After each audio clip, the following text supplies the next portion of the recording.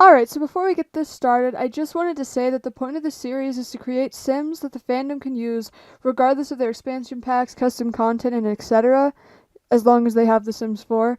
So that means that I tried to only use base game items and the base mechanics, so I didn't download any mechanic mods like elevators or anything. And that means that my Sims and my lots won't be exactly accurate, but I can get them pretty close. So with that being said, please sit tight, enjoy the rest of the video, and if you do enjoy it, please don't forget to leave a like, comment, and subscribe. So I was setting up how to do this Wynonna Earp sim creation.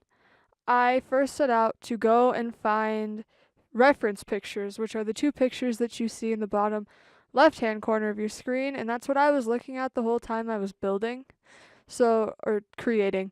Right here you can see that I'm trying to get the lips right and failing miserably because it took me about 15 minutes to realize that detail edit mode was not how you made them wider.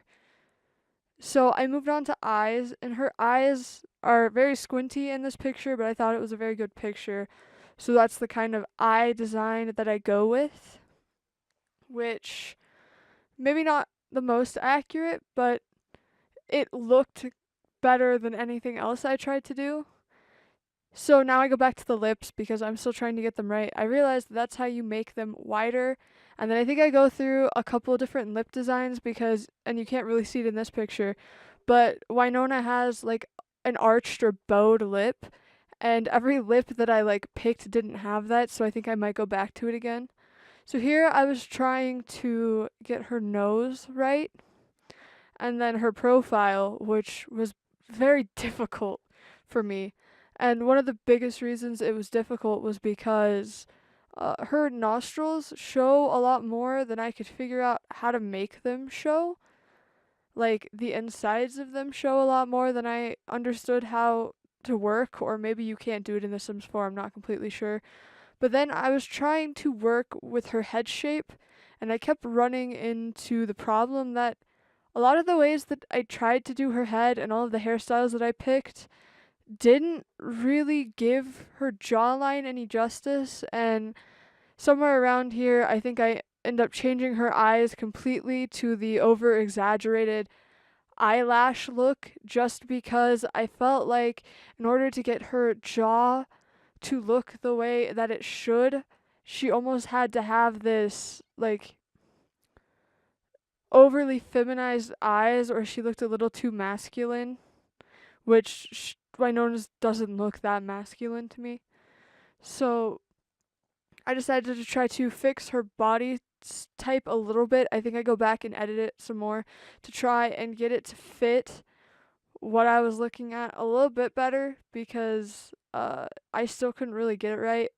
And then I was trying to do her profile, which was incredibly difficult for me too, because her head is very unique and it looks good, but it's not something that's easily recreated, especially when I didn't really have as much control over where the chin morphed like you do, or the jaw morphed like you do in something like The Sim, or in something like Fallout, and that kind of character creation. So I think this is where I went back and changed the arched bow lip type thing.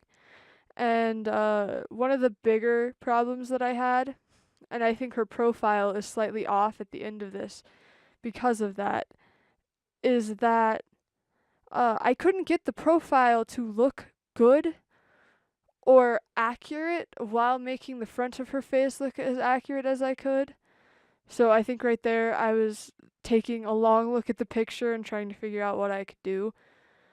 And right here is when I think I decided she looked too masculine. So I changed the eyes up a bit here in a minute after I finish messing with the nose, just to try to make it look more natural, I think. And I do know at some point I cut it out, but I went through the gallery to look at other Wynonna Sims, and none of them looked very accurate in my opinion, so that didn't really help me.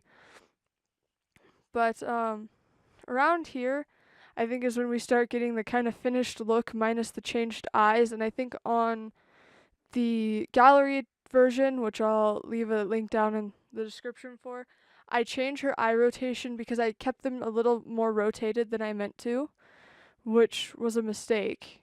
I don't know why I'm pausing here. I was probably just looking at the picture again to try to figure out what I was going to try to do. And she has a long nose. So that's what I was trying to figure out. And then I thought maybe makeup would help, but none of the makeup really fit, I didn't think. And this is where we got especially manly looking. So yeah, I go in and change the eyes to make her look more feminine, which really helped, let me tell you.